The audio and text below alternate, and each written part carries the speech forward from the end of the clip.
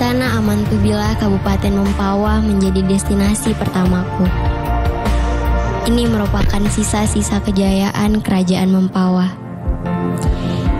Istana ini dibangun pada masa pemerintahan Gusti Jamiril dengan gelar Panembahan Adiwijaya, Sultan ketiga Kesultanan Mempawah.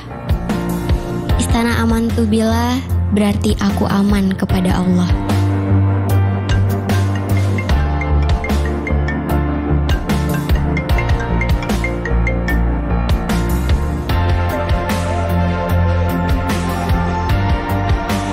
Pandanganku tertuju pada jembatan yang cukup unik, membentang di atas sungai Mempawah. Bentangan jembatan penghubung ini seakan mengingatkanku akan pentingnya menjaga hubungan baik antar aku dan Rizky. Sudahlah, aku lanjut menikmati cakrawala sembari mengabadikannya.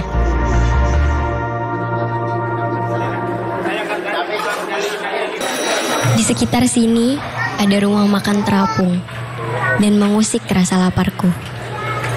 Sepertinya menarik.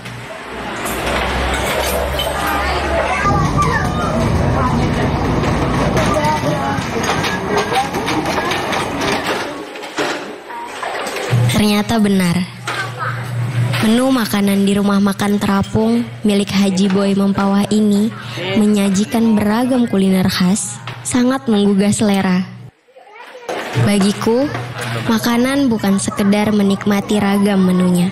Ia juga mengajariku tentang budaya, identitas, keinginan, dan pengalaman yang universal.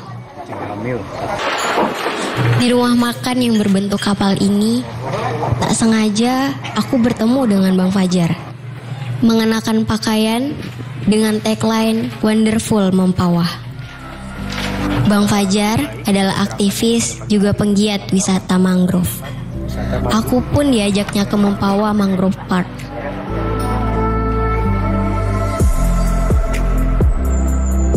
Hijaunya warna dedaunan tanaman mangrove menyejukkan mata dan jiwaku. Jiwa yang tenang dan bahagia menciptakan pikiran dan tindakan positif. Aku pun melangkah dengan pasti menelusuri hutan mangrove bersama Bang Fajar. Di lokasi Mempawah Mangrove Park yang telah menjadi salah satu objek wisata andalan, Bang Fajar sebagai orang yang menginisiasi tempat ini banyak bercerita. Dari awal mula merintis, sampai kini menjadi lokasi menarik bagi wisatawan dengan menikmati kesegaran alam hutan mangrove.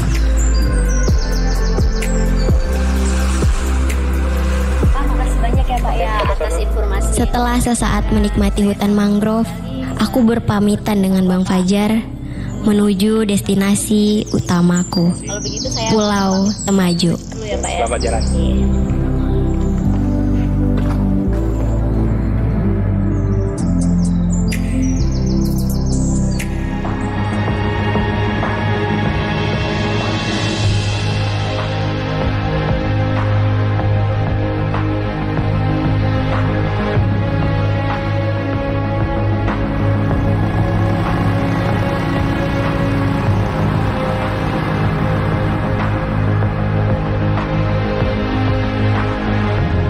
Dermaga mengingatkanku akan sebuah persinggahan.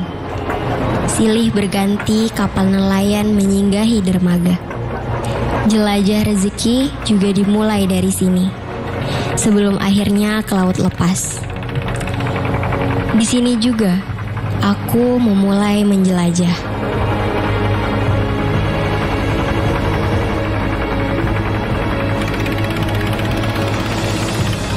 Rasanya tak sabar sampai ke pulau yang aku tuju. Birunya lautan, gugusan pulau menghijau di sepanjang jalan, begitu indahnya. Aku juga tertarik dan penasaran dengan kapal tradisional nelayan yang membawaku ini. Untuk menjawab rasa penasaranku, aku menghampiri motorisnya, Pak Herman. Pak Herman sangat ramah. Ia banyak bercerita tentang pengalamannya membawa wisatawan menyeberangi laut ke pulau-pulau sekitar meski dengan kapal sederhananya. Birunya lautan, gugusan pulau menghijau di sepanjang jalan begitu indahnya, merebut pandanganku. Tanpa terasa, setelah mengarungi lautan di atas kapal tradisional ini, sekitar 60 menit dengan dinamika ombaknya yang khas, tibalah aku di Pulau Temajo.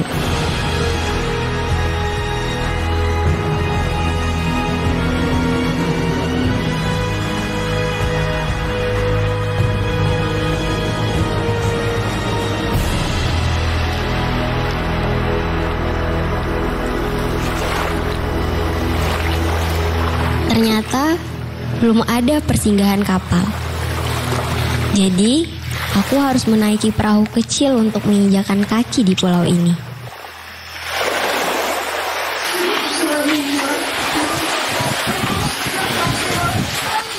Rasa lelahku di perjalanan terobati melihat pemandangan alam pulaunya. Sudah tertata dengan indah dan menarik. Di sini, aku disambut dengan Pak Udin, pengurus villa di Pulau Temajo. Tempat aku beristirahat menghilangkan penat. Sambutan hangat dari pengurus villa di Pulau Temajo semakin membuatku tidak akan lepas dari pulau ini.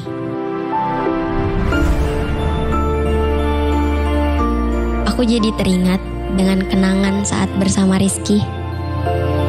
Sebetulnya Rizky adalah teman dekat yang baik. Kami memiliki hobi yang sama, fotografi. Tapi sudahlah, Rizky sudah mengkhianatiku. Lebih baik aku lupakan kenangan itu dan menikmati indahnya alam di Pulau Temajo.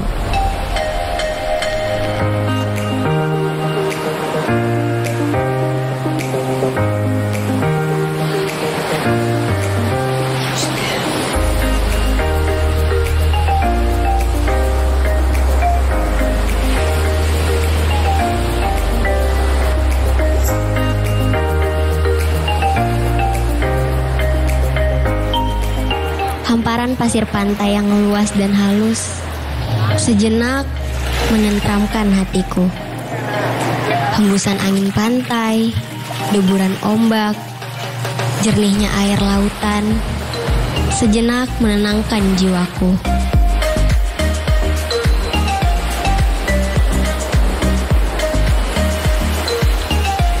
Pulau Temajo menunjukkan kebesaran Tuhan akan indahnya sebuah ciptaannya.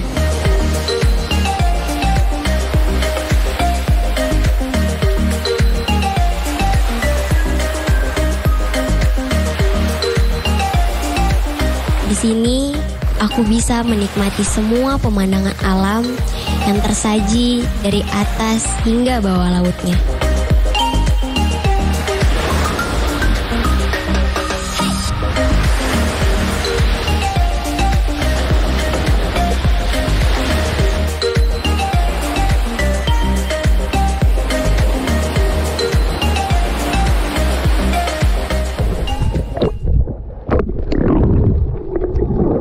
Pemandangan bawah laut Pulau Temajo memang menakjubkan. Mataku langsung tertuju pada ratusan spesies ikan cantik dan terumbu karang begitu indahnya. Terumbu karang menjadi rumah bagi ikan. Mereka berlindung dan mencari makan untuk berkembang biak. Ekosistem bawah laut tidak terganggu karena terumbu karang masih terjaga. Ikan dan terumbu karang saling memerlukan.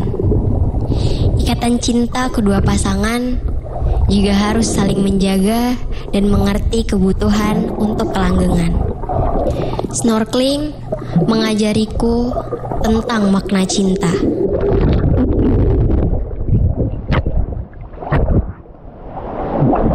Aku menjauhkan diri karena laut memanggilku. Ku coba lupakan sesaat, memori bersama Rizky yang melekat. Biarkan laut membebaskanku dari kegundahan jiwa. Aku benar-benar menjadi diriku sendiri. Rahasia indah laut juga seakan membisikkan telingaku antara cinta dan lara. Rizky.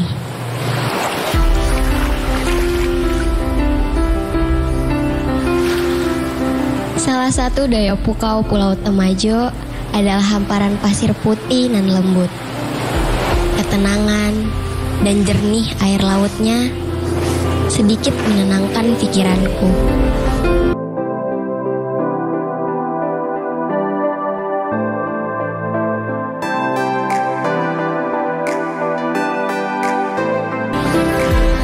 Menikmati bubur khas Pulau Temajo semakin menambah sensasi tersendiri. Kuliner ini terasa nikmat karena menyantapnya di alam terbuka, menghadap luasnya samudra.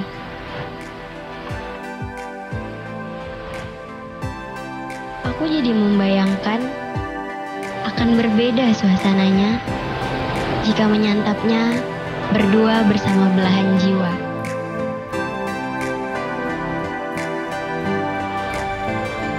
Tapi tak mengapa, meski sendiri, aku enggan beranjak dari pulau ini.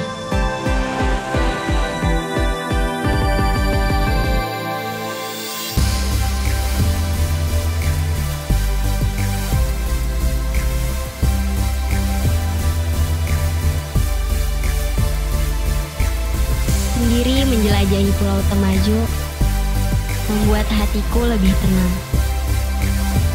Rumah singgah nelayan di sini begitu sangat sederhana, tapi bagi mereka sudah cukup.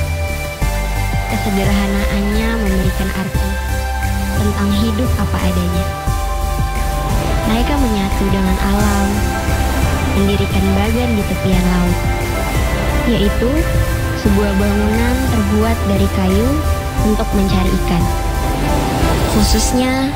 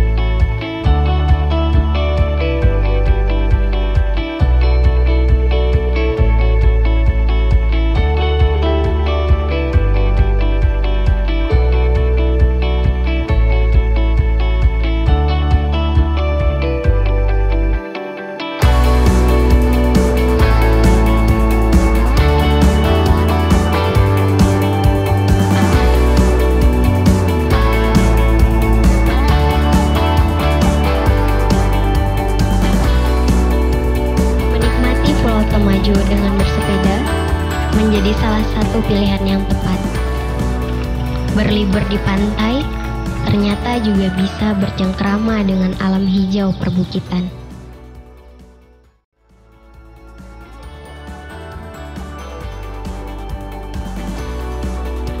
Menikmati hijaunya pepohonan dan suara burung yang merdu cukup menghibur hatiku.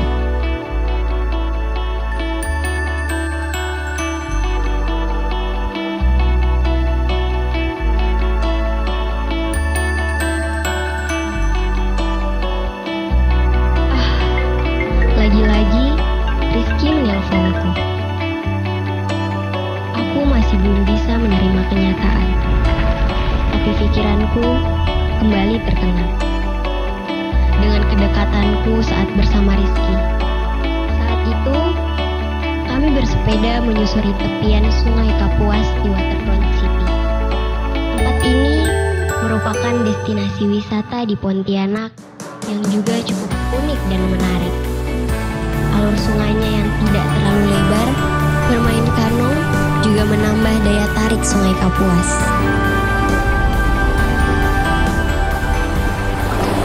Sama halnya di Pulau Temajo, aku juga merasakan langsung bermain perahu kano.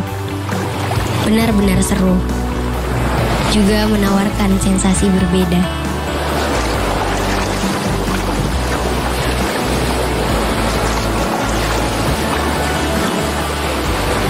Meski dalam kesendirian, aku tetap memberanikan diri untuk meluncur ke tengah pantai. Aku tidak peduli hempasan ombaknya. Aku tetap mengayuh dan mengayuh hingga lepas pantai.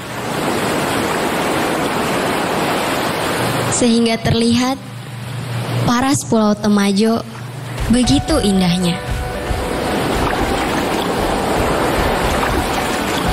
Di setiap kayuhan, kulepaskan beban pikiranku hingga perasaanku lebih tenang.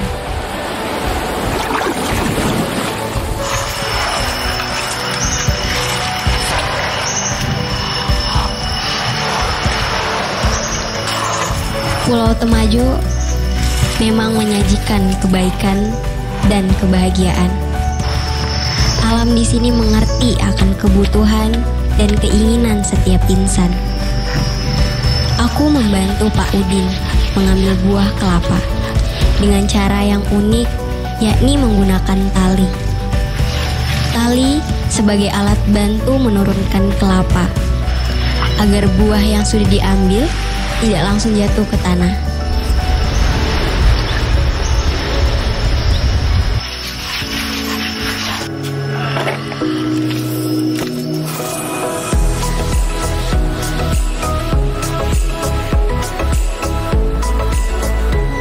Duduk santai di tepi pantai, menikmati pemandangan laut lepas. Segarnya air kelapa mampu menghilangkan dahagaku. Rasa khasnya yang segar begitu terasa karena langsung diambil dari pohonnya.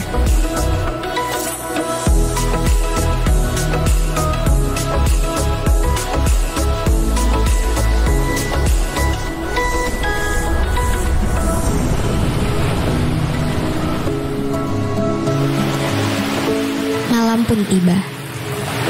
Hembusan angin pantai malam ini sangat sejuk, membuat jiwaku semakin tenang sambil membakar ikan dan jagung bersama Pak Udin. Aroma harum khas ikan bakar membuatku lapar. Begitu nikmatnya hasil ikan dari alam laut sekitar Pulau Temajo.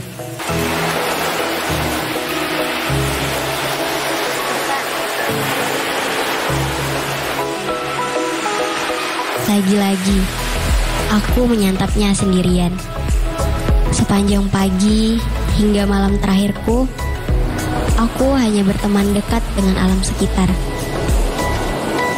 Berlibur di Pulau Temajo membuat aku bisa berpikir jernih, sejernih air lautnya tanpa noda. Malam ini adalah malam terakhir aku di Pulau Temajo.